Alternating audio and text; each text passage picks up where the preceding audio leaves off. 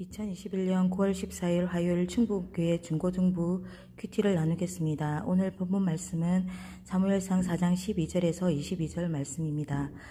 당일에 어떤 베냐민 사람이 진영에서 달려나와 자기 옷을 찢고 자기의 머리에 티끌을 덮어쓰고 실로에 이르니라. 그가 이를 때는 엘리가 길 옆 자기의 의자에 앉아 기다리며 그의 마음이 하나님의 귀로 말미암아 떨릴 즈음이라. 그 사람이 성읍에 들어오며 알림에 온 성읍이 부르짖는지라. 엘리가 그 부르짖는 소리를 듣고 이르되 이 떠드는 소리는 어찌 됨이냐. 그 사람이 빨리 가서 엘리에게 말하니 그때 엘리의 나이가 98세라. 그의 눈이 어두워서 보지 못하더라. 그 사람이 엘리에게 말하되 나는 진중에서 나온 자라. 내가 오늘 진중에서 도망하여 왔나이다. 엘리가 이르되 내 아들아 일이 어떻게 되었느냐. 소식을 전하는 자가 대답하여 이르되 이스라엘이 블레셋 사람들 앞에서 도망하였고 백성 중에는 큰 살육이 있었고 당신의 두 아들 홈니와 비느하스도 죽임을 당하였고 하나님의 계는 빼앗겼나이다.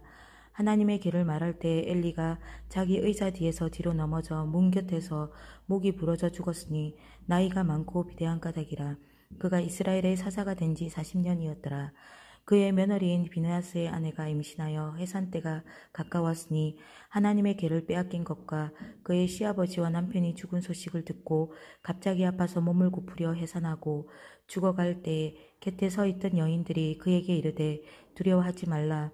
내가 아들을 낳았다 하되 그가 대답하지도 아니하며 간념하지도 아니하고 이르기를 영광이 이스라엘에서 떠났다 하고 아이 이름을 이가봇이라 하였으니 하나님의 괴가 빼앗겼고 그의 시아버지와 남편이 죽었기 때문이며 또 이르기를 하나님의 괴를 빼앗겼으므로 영광이 이스라엘에서 떠났다 하였더라. 해설입니다. 블레셋과의 전쟁 여파는 엘리 제사장에도 영향을 미쳤습니다.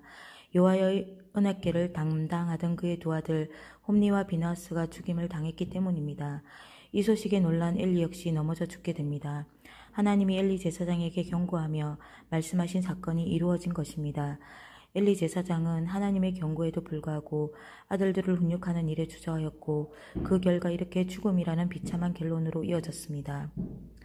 오늘 말씀을 나누겠습니다. 좋은 소식을 듣지 못하는 것이 얼마나 삶의 큰 아픔이고 충격인지 모릅니다. 듣는 사람들이 감당하지 못하고 생명을 잃을 정도의 충격적인 소문이 들리는 엘리의 집은 여호와를 만홀히 여기고 여호와를 만홀히 여기는 자녀들을 묵인했던 집입니다. 오늘 본문에는 엘리가 눈이 어둡다고 말씀하고 있습니다.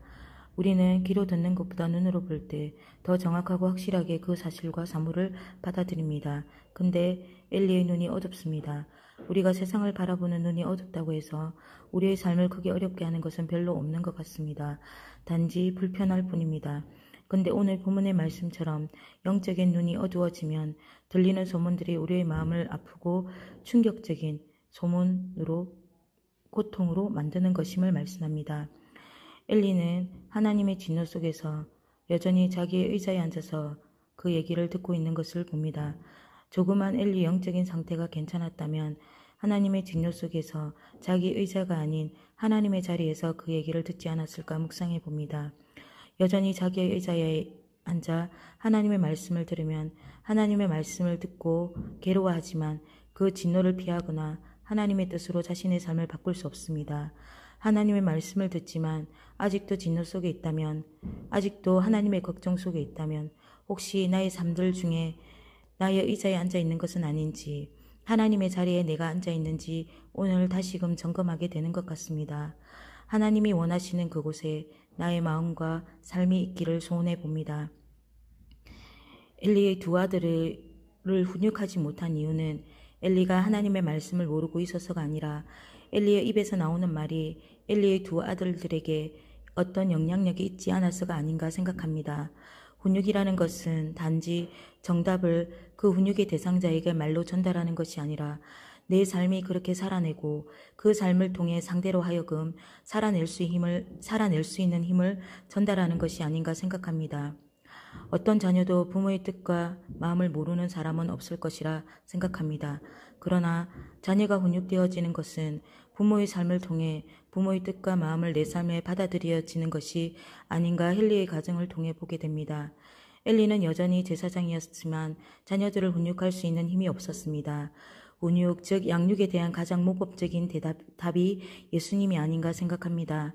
성질 급한 베드로와 의심 많은 도마, 따르고 있지만 배신자 유다 등을 양육하는 예수님은 늘 그들에게 너는 성질이 급하다. 성질을 고쳐야 한다.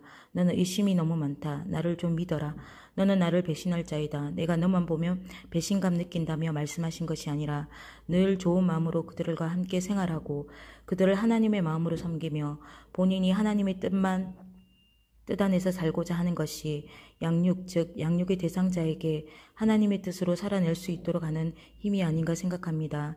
오늘날 어른들이 청소년들과 소통이 되지 않아 어려움을 겪습니다. 어른들이 정답을 얘기하지만 청소년들이 그 정답을 받아들이지 않기 때문에 소통이 되지 않고 서로 간의 관계에 어려움을 겪습니다. 그러나 오늘 엘리의 가정과 예수님의 양육을 통해 어른들이 정답을 얘기하는 것이 아니라 양육의 대상자를 섬겨주고 마음을 얻는 것이 가장 큰 소통과 양육의 방법이 아닌가 생각합니다. 우리 충무교회 중고등부에도 이런 소통이 일어날 수 있도록 선생으로 섬기고 있는 내 자신을 한번 돌아보게 됩니다. 보이고 느끼는 대로 정답을 말하는 것이 아니라 좋은 마음으로 그들과 함께 생활하고 기도해 줄 수 있는 어른이 될 수 있기를 기도해 봅니다. 기도하겠습니다.